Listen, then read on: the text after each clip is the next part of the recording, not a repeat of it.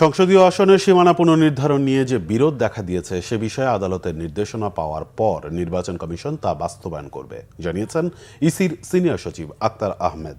রাজধানীর আগারগাঁও নির্বাচন ভবনে সাংবাদিকদের কথা জানান আক্তার আহমেদ।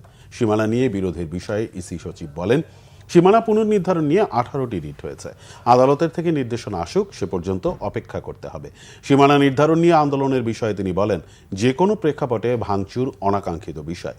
প্রবাসীদের ভোট দেওয়ার বিষয়ে ইসি সচিব বলেন, কেউ প্রবাসে থাকা অবস্থায় পোস্টাল ব্যালটে ভোট দেওয়ার জন্য অনলাইনে নিবন্ধন করে দেশে চলে আসলে তিনি আর ভোট দিতে পারবেন না। বলেন, নিবন্ধনের জন্য অ্যাপ কবে নাগাদ হবে সেটা পরে জানানো হবে। এছাড়া 31 অক্টোবর পর্যন্ত যাদের 18 বছর পূর্ণ হবে তাদের ভোটার তালিকায় যুক্ত করা হবে বলেও জানান ইসি সচিব।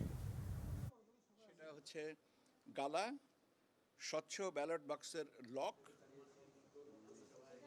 সীমানা নিয়ে আমি আমার যতটুকু খবর নিয়েছি, আজকে পর্যন্ত 14টা রিট হয়েছে বিভিন্ন জায়গা সম্পর্কে। এখন যেটা আদালতের এখতিয়ারাধীন বিষয়ে আমার মনে হয় যে কথা বলার এখতিয়ার, এটা সাবজুডিস হবে, আমার কথা বলার এখতিয়ার। আদালতে বিষয়টার প্রতি আমাদের যারা রিট করেছেন তারাও আদালতের প্রতি আস্থাশীল, আমরাও আদালতের প্রতি আস্থাশীল। কাজে সেইভাবে এই জিনিসটা আদালত থেকে সিদ্ধান্তটা আসুক, সেই পর্যন্ত আমাদেরকে একটু অপেক্ষা করতে হবে।